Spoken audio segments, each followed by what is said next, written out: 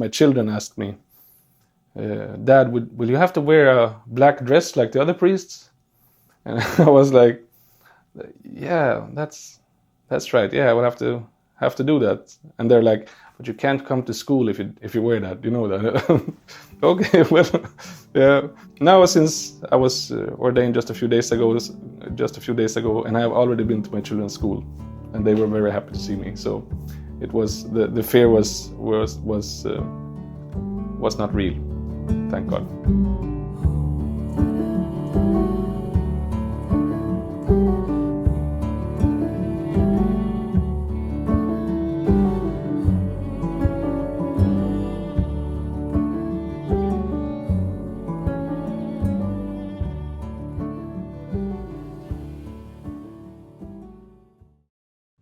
The Tea Time at the Seminary crew has traveled across the border to bring you this special episode filmed in Stockholm, Sweden. Father Alexander Hahr, a convert to the Orthodox Faith from Sweden, is a student at St. Photios Orthodox Theological Seminary. At the filming of this interview, Father Alexander had just recently been ordained a deacon by Metropolitan Kyprian of Oropos and Phyle at the Saints Constantine and Helen Orthodox Church in Stockholm. A few days after filming this interview, Father Alexander became the first student from St. Photios Seminary to be ordained a priest. Father Alexander lives in Stockholm with his wife, Prebytera Nina, and their 3 children. He hopes to start attending classes at the seminary in person, starting in the 2024 spring term. Hello, everybody, and welcome to Tea Time at the Seminary, except it's not actually going to be tea time at the seminary today. Today, it's going to be fika at the seminary. Why is it going to be called fika at the seminary? It's because we're actually in Sweden right now, Stockholm, Sweden, and this here is Father Alexander. We're actually very grateful that you're here and you're able to be on the show today with us. Thank you. Very nice to have you here. Okay, so Father Alexander, can you explain what fika is and why we're experiencing fika instead of tea time?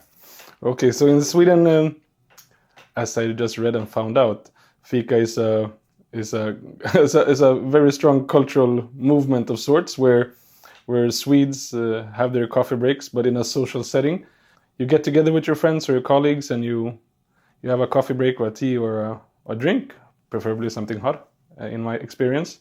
Some nice biscuits or cinnamon rolls or some cake, and you kind of get off work or get off what you're doing for a while, and often let it take a little more time than it's supposed to.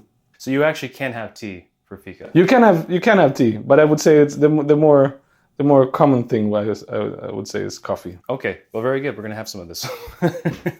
Okay, so Father Alexander, can you explain your story to us and tell us a little bit about how you became Orthodox and how you found the seminary?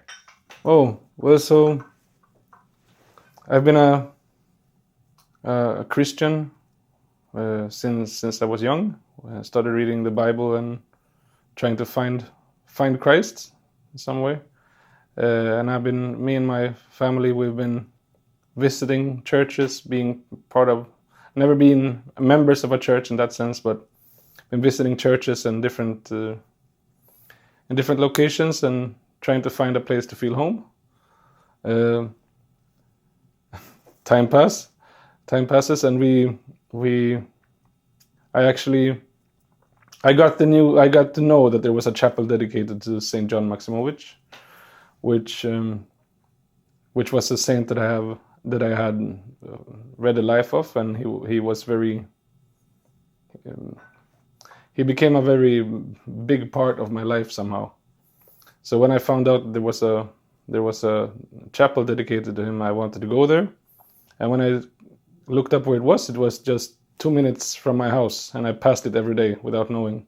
So every time I went to leave my children in school, I went past the chapel. So I started going there to pray, but it didn't feel like enough. So me and my wife dared to go to our first Vespers service, and from that day we've been stuck in church. And after a few years in church, I wanted to study, where I mentioned to my priest that I wanted to study, and he told me about the seminary and that it would be a good thing for me to go there. I reached out to the seminary and with an application and told them my situation, and I was accepted, and I started, I think I'm on my 4th semester now. Hopefully we'll be going there for the coming semester in person, since there has been no way for the seminary so far to approve, or for the visa to be approved for me to go study there. But now I think the process is finished. Glory to God. Yeah. And what were some of the challenges of being an international student? Well, the time difference for one. Being a husband and a father and having some responsibilities with church and all of that, you kind of have to live 2 lives, and those 2 lives, one goes on during the day and one goes on during the night. So in the daytime, I'm a father and husband with everything that entails, and from like 6:30 in the evening to whenever I finish, I go to lectures and do my homework and all of that. So the days become very long. Of course, other things is that you don't get the community of going to the seminary in person. You miss out on all on the joint prayer life, on the ups and downs, so to speak, of being together with those who are going through the same thing. And so yeah, that I would say has been the biggest challenge. So Sweden, what's the Orthodox geography, or is Swedish known for Orthodoxy? Sweden, or sorry, I said Swedish. Or is Sweden known for Orthodoxy? Well, no, not very much so. I mean, Orthodoxy came here. Okay, so first, before the Great Schism, there was Orthodox. We have Orthodox saints from Sweden, of course, but after the schism, there was many hundreds of years without no Orthodox presence here, and I think it's in the 1600s we had Russians coming here and founding the first Russian Orthodox Church, which is still here in the central Stockholm, even though they changed locations in the 1800s, I think, but in the same area. So then with immigration, we had Greeks, Serbs, Romanians coming here and having their national churches founded or built in one way or the other. And then in the late 70s, our parish was formed by the late Bishop Johannes, blessed memory. So he founded a genuine Orthodox church here, or with the help of Metropolitan Kyprian the older, also of blessed memory. Our parish is very small. Of course, we're about somewhere between 200 and 300 members in the parish, but regular churchgoers is under 100. But we're thriving, I would say. Yeah, we have there's a great community feeling here. Great friendship within the congregation. So I would say Orthodoxy is thriving, even though it's small. Yeah, we were talking about this earlier. I was talking about how Sweden is not the country you think of when you think of Orthodox Christian or Orthodox Christianity in general. No. You know, I mean, for example, you're actually the first student to be ordained a deacon. By the time people watch this video, God willing, you'll be a priest as well. So you would have thought, if we were going to have an international student become a priest, it was going to be a Greek person first, you know. But it was you're born and raised in Sweden. Yes, I'm born and raised in Sweden. All the way. So I was wondering, so in Sweden, converting to Orthodoxy, was it a difficult thing to do, considering you didn't really have a whole lot of people around you who also were doing the same thing? Because I know, like, if you're converting to Orthodox Christianity and you're in Greece, for example, it might be a little easier because you have so many people around you who are also Orthodox. But in Sweden, there's not a lot to take examples from, I guess. Yeah, I mean, in a way, of course, like things like the calendar issue for one, that when my family and my wife's family celebrate Christmas, for example, we're still fasting in the wait for the Nativity of Christ. And when all the school holidays are according to the Lutheran traditions, so we kind of end up being on the outside of everything.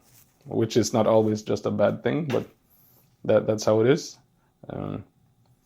Since Sweden is such a secular country, Orthodoxy, which is especially a religion that is actually practiced and can be noticed in a person's life, might attract more attention than something that you don't practice like openly, like for example fasting for the children, which has been one issue in school, and things like that. We had to try to navigate through these things, but I wouldn't say it has been difficult, but it has been a good teaching experience, I would say. Yeah. In the beginning of this episode, you mentioned how we have a little cookie here, right? Yeah. And we can't eat this because at the recording of this episode, we're fasting. Yes. Right. So when you first converted to Orthodoxy and you had to start fasting, was that a difficult thing for you, or did it kind of just come naturally? Well, it felt like a great help. I mean, to actually do something with your whole being, you involve your whole person in your faith, helped me a lot, at least. It came with many other things, but fasting was one of those things that really helped me get over the threshold into living an Orthodox life. It became a great tool of applying myself in some way to my faith, and yeah. So that for me and my wife, I would say it has actually been one of those things that really benefited us from the start. Having lived with a Protestant mindset for the greater part of your life, everything is confined to your mind. Everything is confined to you having a certain confession, or being able to hold a certain thought in your head. Like, I believe that Jesus Christ is Lord, therefore I am saved. Finished. Which never felt enough, of course, but that was what I had been taught. So moving into Orthodoxy, when you apply your whole being in the faith, with fasting, with vigils, with the longer services, all of these things work together for at least for me to be able to apply myself and reap the benefits of being an Orthodox Christian. So besides fasting, what was something about Orthodoxy when you first converted where you went, whoa, that's different than usual? Well, the services. The first time I went to a vigil was kind of an experience. I wasn't really sure what to expect, and we had been going to the church for at least a few months. The first time went for all-night vigil, but the slow pace of Orthodox services kind of. If you're waiting for something, you're kind of at the wrong place. If you're waiting to see what will happen, because nothing will happen, you're there for prayer. But having in my younger days been to the mega churches where you the whole service is aiming towards the climax of the rock show in the end, kind of thing. It's the Orthodox services is quite different, and of course many things was different at first. I had to do a lot of studies on iconography and on the veneration of icons, because that was a big stumbling block for me in the beginning, which nowadays I think I couldn't really explain to myself how I was thinking before becoming an Orthodox. But yeah, so most of the things that is is fundamentally Orthodox seems strange to a Protestant mind at first, but through the grace of God and the beginning of the transformation of the heart, we hopefully come to benefit from all of these things that we might react to the first time we see them or meet them in some way.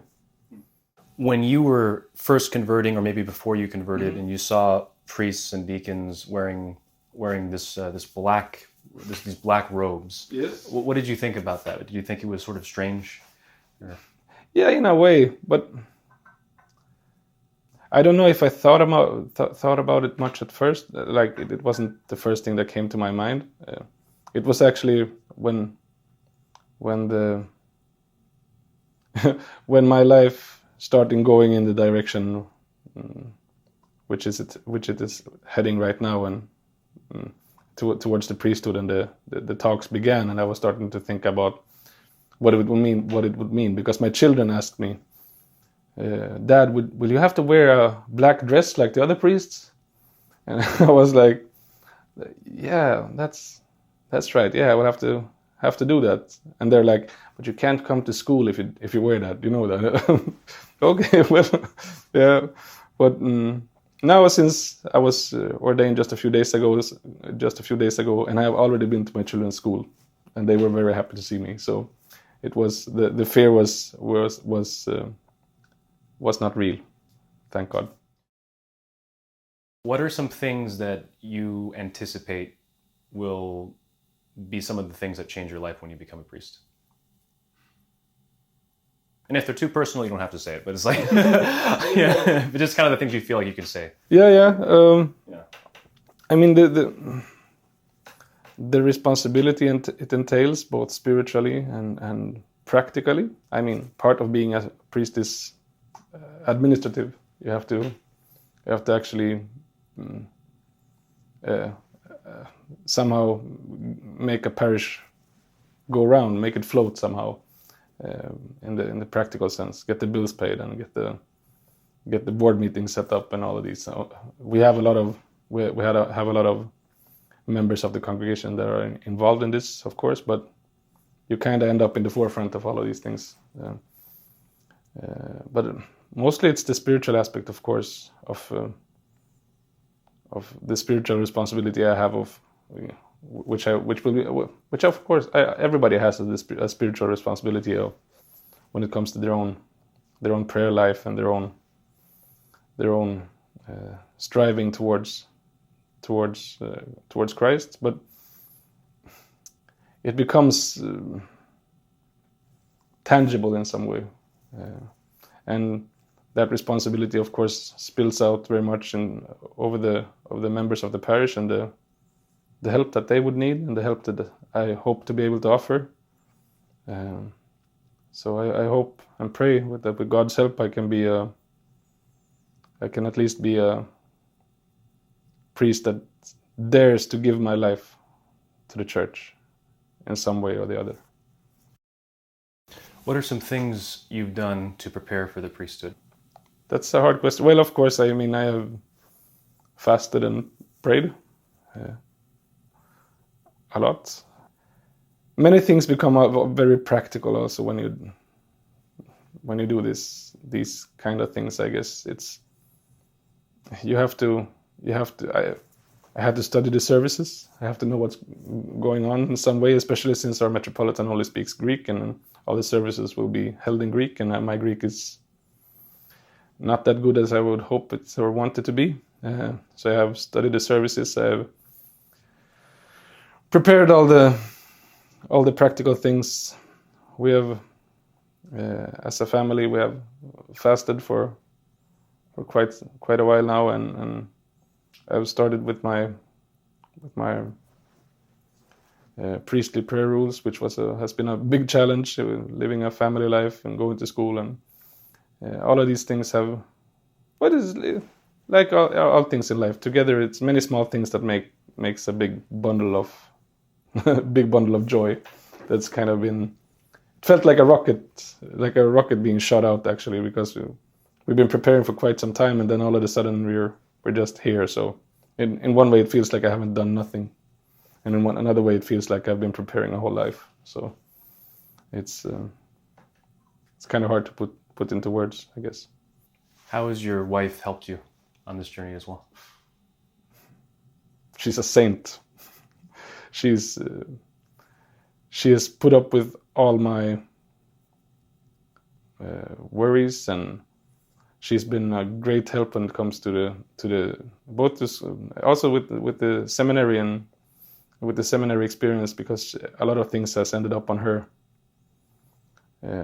on her shoulders, because I cannot. It's hard for me to keep a job during the seminary, because I couldn't be sure to attend all the classes if I had a daytime job, and it would be really hard, especially like during exam week and things like that, to get things working. So we decided that I'm the stay-at-home mom. Yeah, I guess like a lot of priests, they sort of do that, because when you're a priest, that is a full-time job. Yeah, of course. Yeah. So hopefully, when I finish seminary, I can get a part-time job and help at least. But she's really pulled her weight and my weight, and yeah, she's been everything that a becoming priest and seminarian would want in a woman. She has tackled that responsibility like a hero. I mean, me and my wife have been together more than half our lives at this point, and I'm not that old. So, but still, it's like around 20 years. So, and I mean, as all marriages, all relationships has their struggles and their ups and downs. And when this came into the radar, the priesthood, it's hard to explain, but something. It was, in lack of better words, it was like something was activated in her. She became everything I saw in her from we were young, in a very short period of time. And yes, she has had her struggles also with this, of course, but it's amazing to see what can happen to a person when you're kind of in the right place for the right reason. And I hope that would be true of me as well. But I can at least see it in my wife, that she has blossomed and really, yeah, she has really become the person that I need in this situation, and that we need, that our family needs. So for me, it feels miraculous that everything fell into place in a way that I could never have imagined. You have a very long beard.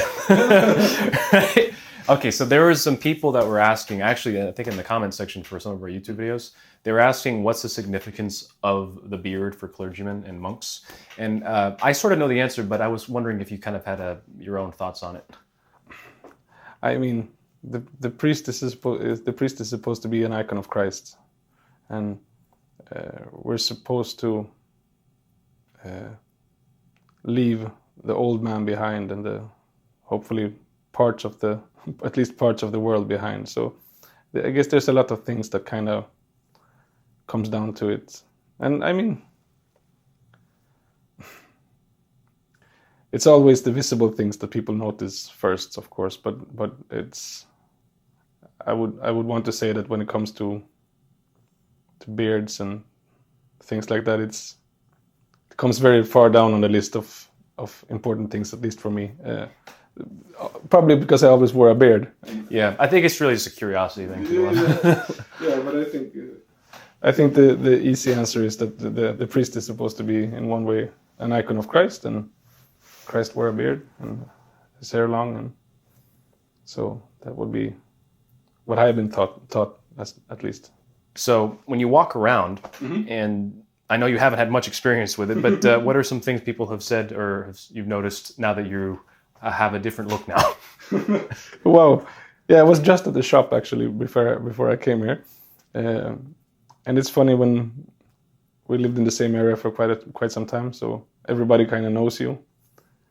So I just noticed, first of all, the people that I have said hello to for like 7 years daily, for some reason didn't say hello. So I don't know if they kind of didn't know that it was me, or kind of just felt awkward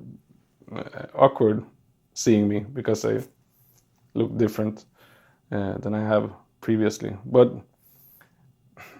there's a lot of looks.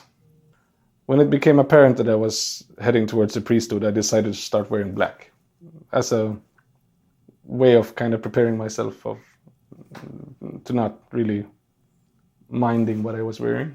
So I've tried to wear black since that, and so now it's just the long raso that's kind of the difference. So, I mean, for me, I really don't notice it, except that I'm a bit more hot because it's an extra layer of clothes. But I think people just react here because I'm also a soccer coach, so a lot of people know me from the soccer field, and then I have normally worn tracksuits, which is not an option anymore. So it will be funny to go to my first football game wearing this. It will be an interesting experience. But we have there's a lot of Oriental Orthodox and Syrians and Ethiopians and Eritreans that lives around here. So I guess hopefully they will be a little less angry at me, scream a little less at me. So yeah, I think what it is since I work at the seminary, I see people in rosas wearing black all the time. Yeah. So for me, when you became a deacon just a few days ago, yeah. It just looked totally normal to me. I was like, it didn't seem weird at all. And we only met like a few hours before. Yeah. So it's not, yeah. Yeah, so it wasn't even a thing, I feel. But I guess it's just, nowadays, in America especially, and even Sweden, because Sweden's not very famous for being Orthodox. But yeah, in America, if you see somebody who's walking by in a rasa, it's kind of just like Muslim or Jew or, what's going on? That's just, and I mean, it's quite interesting because we as a more traditional faith, maybe we become like the outliers, the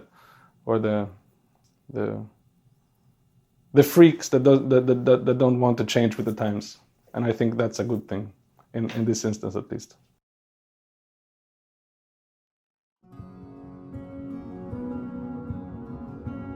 One of the teachers at the seminary said at the beginning of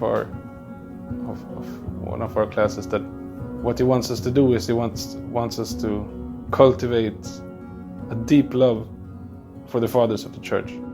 And I think that's true for all Orthodox Christians, to cultivate a strong love for not only for the fathers but for the church in itself and for Christ and for the Mother of God, and to really let that love take room in your life and take room in your heart.